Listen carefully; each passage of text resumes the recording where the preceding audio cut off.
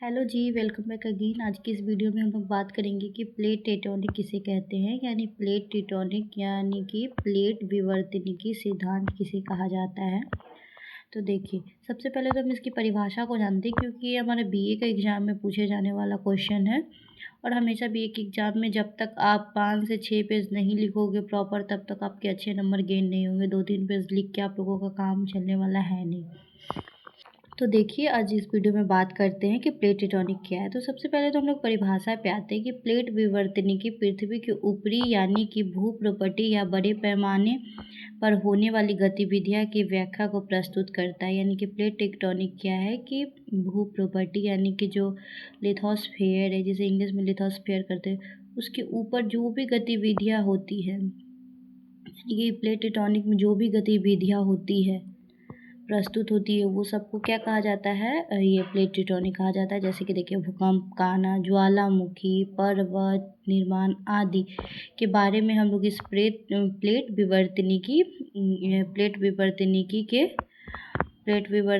के माध्यम से हम लोग समझते हैं कि कैसे ये सब चीज़ होता है। जैसे कि देखिए, कभी ये आ गया, अर्थक्वेक आ गया, कभी ये ज्वालामुखी आ गया, ज्वालामुखी फट गया, माउंटेन बिल्डिंग कैसे बनता है, यानी कि पर्वत के निर्माण कैसे होता है, ये यानी कि पृथ्वी पर जो भी प्राकृतिक घटनाएं होती है, वो सब कैसे होती है, उसी के बारे में हमें प्लेट विवर्तनिकी से पता चलता है। ठीक है, तो देखिए, हम या फिर दूसरे शब्दों में कहा जाए तो प्लेट विवर्तनिकी के कारण ही भूभाग पर बड़े पैमाने पर भौतिक गतिविधियां संभव है। यानी वही बात हो गया कि प्लेट विवर्तनिकी अगर नहीं होता तो पृथ्वी पे भौतिक गतिविधियां भी नहीं होती, जैसे कि भूकंप का आना, ज्वालामुखी, पर्वत निर्माण, नदी, ये सागर, ये सब का बनना भी संभव नहीं होता। देखिए, जैसा कि हम सभी जानते हैं कि पृथ्वी के ऊपरी भाग, जिसे इंग्लिश में क्रस्ट और हिंदी भाषा में भूप्रपटी कहते हैं, ये क्रस्ट ठोस पदार्थ या ठोस चट्टानों से निर्मित होते हैं। भूवैज्ञानिक के अनुसार स्थल मंडल, यानी देखिए, भूवैज्ञानिक के अनुसार स्थल मंडल 6 प्रमुख यानी कि 6 बड़े भाग और 6 बड़े भागों में बांटी गई है और 14 छोटी भागों में बांटी गई है। ये देखिए, भूगोलवेत्ताओं के अनुसार जो प्लेट केवल महाद्वीप का निर्माण करती है, उसे ही महाद्वीपीय प्लेट का नाम दिया गया, और जो प्लेट महासागर का निर्माण करती है, उसे महासागरीय प्लेट के नाम से जाना जाता है। भूगोलवेत्ताओं के अनुसार ये जो महाद्वीपीय प्लेट है, ये मोटी होती है और महासागरीय प्लेट पतली होती है। और साथ ही और ये भी बातें हैं कि जो प्लेट है वो हमेशा गतिशील रहती है। ये जो प्लेट है वो हमेशा गतिशील रहती है। दोनों प्लेट, महाद्वीप और महासागरीय प्लेट, हमेशा गतिशील रहती है। वो बताते हैं कि यह गतिशील का कारण क्या क्या है। तो देखिए, सबसे पहले तो यहाँ से आप लोग स्टार्ट करना, लिखना प्लेट विवर्तनिकी किसे कहते हैं। पहले तो आप लोग प्रॉपर परिभाषा देना, और आप लोग चैनल को बिना सब्सक्राइब किए हुए मत जाना यार, कर लो, नया चैनल है।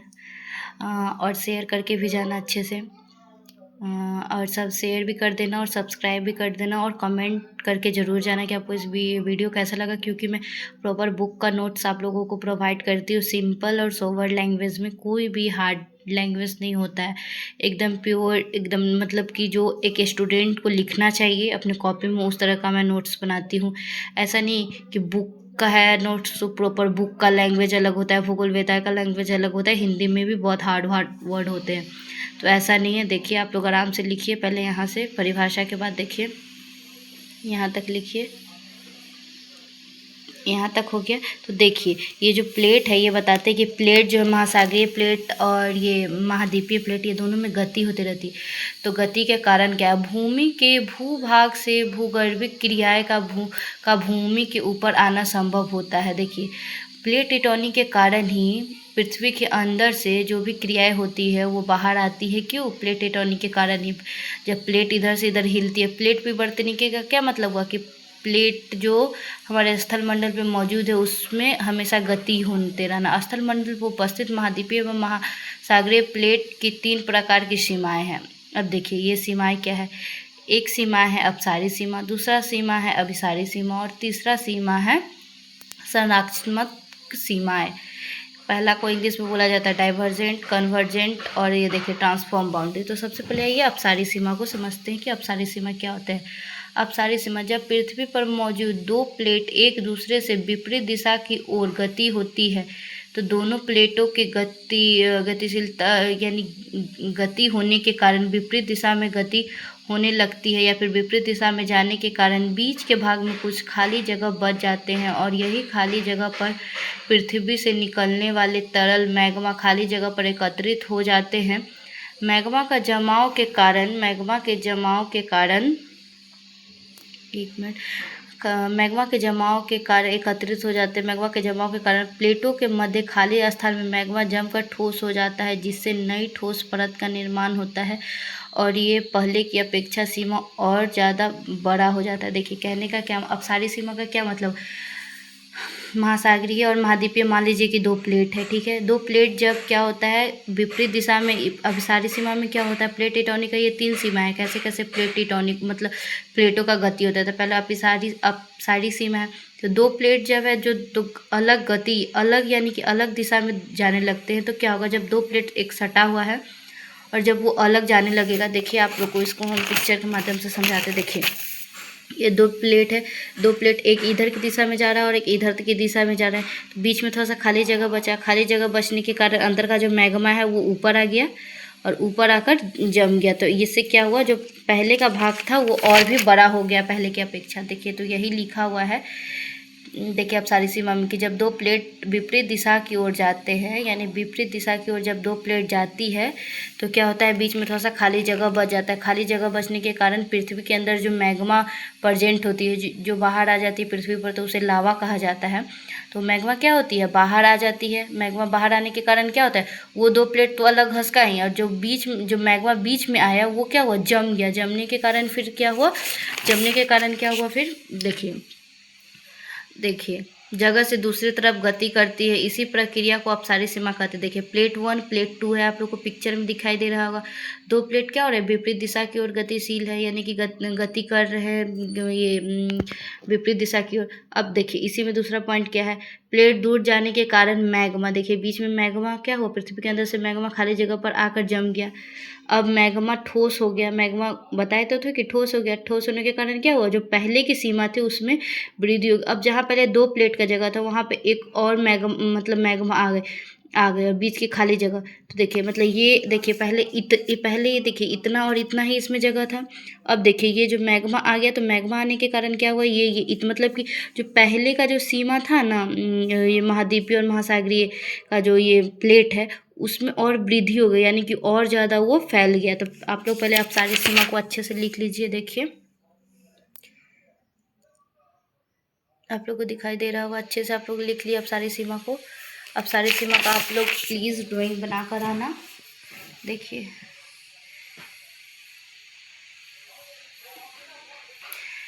ठीक है, देखिए आराम से अच्छे से आप लोग ड्राइंग बना कर आना। अपसारी सीमा तो हो गया प्लेट टेक्टोनिक और अब आते हैं अभिसारी सीमा पे। अभिसारी सीमा वह होती है जब पृथ्वी पर उपस्थित दो प्लेट आपस में टकराने लगते हैं, अर्थात दोनों प्लेट आपस में टकराने लगते हैं। टकराने के कारण भारी प्लेट हल्की प्लेट के नीचे दब जाती है। इसी कारण अंदर दबने वाले भाग धीरे धीरे मेंटल के ऊपरी भाग में मिलकर वो मेंटल का रूप ले लेता है। इस तरह की क्रिया ज़्यादातर महासागरों में स्थित गहराई में उपस्थित होती है। अब देखिए अभिसारी सीमा में क्या कह रहा है कि दो प्लेट है, महासागरीय प्लेट और ये महाद्वीपीय प्लेट। अब क्या होता है, जो दो प्लेट है वो दोनों प्लेट आपस में टकराने के कारण क्या होता है, जो भारी प्लेट है वो जो हल्की प्लेट है वो क्या होती है, देखिए हल्की प्लेट नीचे दब जाती है। जो यानी कि आप देख लीजिए, आप दो बर्तन ही ले लीजिए और ऊपर से भारी रखिए और एक हल्का रखिए तो हल्की प्लेट क्या है, नीचे दब जाएगा। और जो नीचे दब गया उस पर क्या है, भारी प्लेट, अगर उस पर से नीचे एक प्लेट दब गया और ऊपर भारी प्लेट है तो ऊपर भारी प्लेट के अंदर हल्की प्लेट है तो हल्की प्लेट के अंदर ऊपर भारी प्लेट है तो भारी प्लेट हमेशा ऊपर उठेगा ही, क्योंकि उसके नीचे क्या है, हल्की प्लेट है। तो हल्की प्लेट क्या होती है, नीचे दब जाती है और भारी प्लेट क्या होती है, ऊपर उठ जाती है। जैसे कि देखिए आपको पिक्चर के माध्यम से समझाते हैं। पहले आप लोग ये लिख लीजिए, ये देखिए आप लोग लिख लिए क्या होती है अभिसारी सीमाएं, अच्छे से लिख लेना। उसका देखिए पिक्चर देखिए, दोनों प्लेट आपस में टकरा रहे हैं, एक प्लेट इसमें से भारी है और एक प्लेट हल्का है। देखिए अब क्या होता है दूसरा में, ऊपर देखिए भारी प्लेट ये रहा और हल्की प्लेट इधर लिखा हुआ देखिए मैग्मा, और बीच में क्या है नीचे क्या है मैग्मा पृथ्वी के अंदर। भारी प्लेट के कारण हल्की प्लेट नीचे दब गई, दबने के कारण मेंटल के पदार्थ में मिल गए, जो नीचे दबी। अब धरती के अंदर मेंटल है तो धरती के अंदर मेंटल है, या फिर धरती पे कुछ भी चीज़ अगर उस पर कुछ चीज़ गिरेगा तो उसमें तो वो जाएगा ही।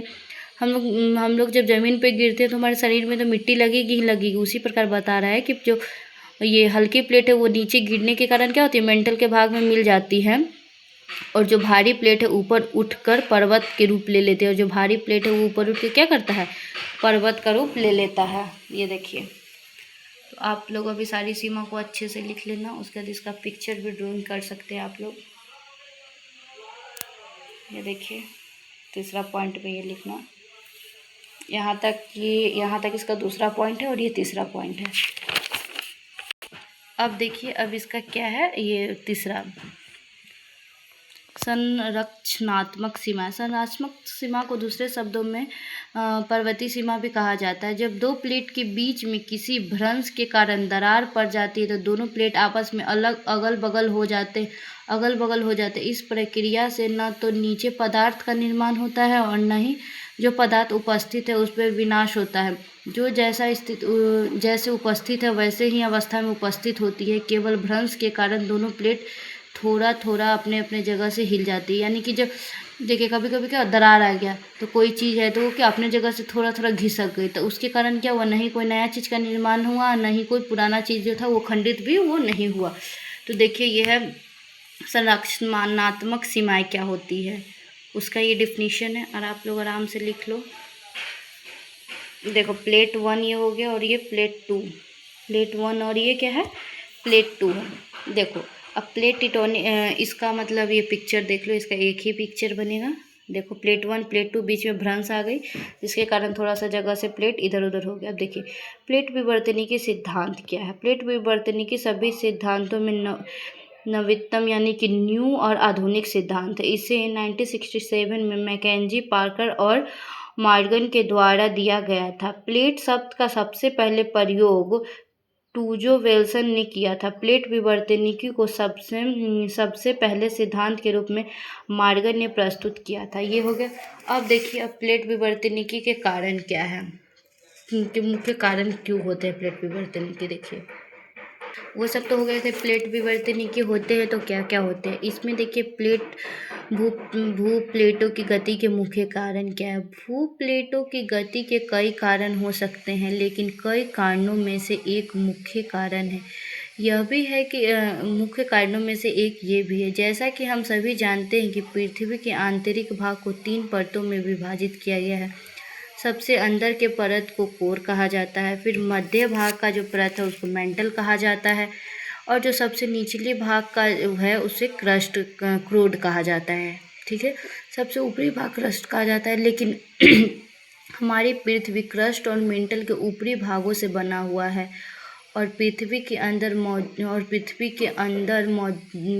एक मिनट रुक जाइए, और पृथ्वी के अंदर मौजूद लावा है, और लावा का घनत्व अधिक होता है, और पृथ्वी का प्लेट हल्की होती है। इस कारण से भारी घनत्व, एक मिनट देखिए यहाँ से मैं पढ़ती हूँ।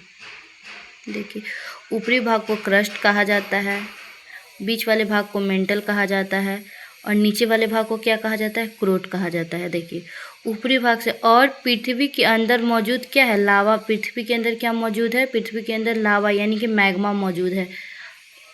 ये आप लोग देख लेना, ये लावा है, यहाँ लावा, पृथ्वी के अंदर लावा मौजूद है, और लावा का घनत्व अधिक होता है। लावा का घनत्व क्या है, डेंसिटी अधिक होता है, और पृथ्वी की जो प्लेट होती है वो हल्की होती है। इसी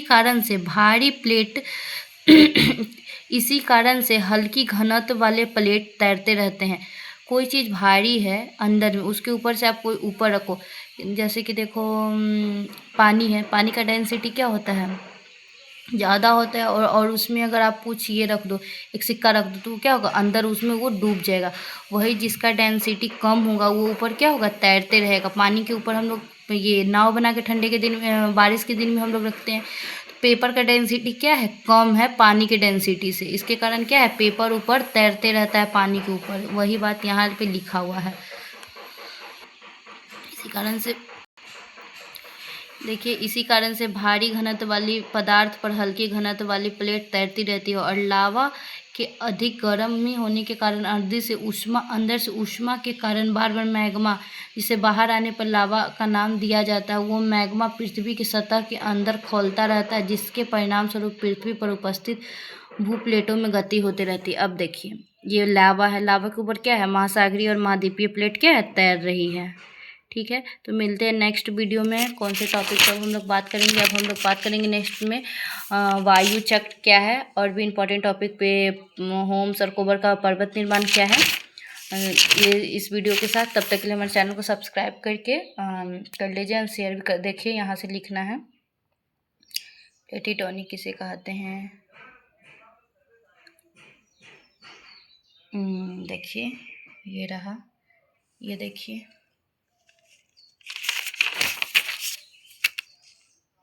ये देखिए, ये रहा, ये देखिए, ये देखिए। आप लोग प्रॉपर जाकर देख लेना, पीछे बैक करके वीडियो देखिए। गति के कारण क्या है, ये देखिए, दिखाई दे रहा होगा आप लोगों को। चलिए, मिलते हैं नेक्स्ट वीडियो में, तब तक के लिए bye bye. Thank you for watching and don't forget to subscribe guys.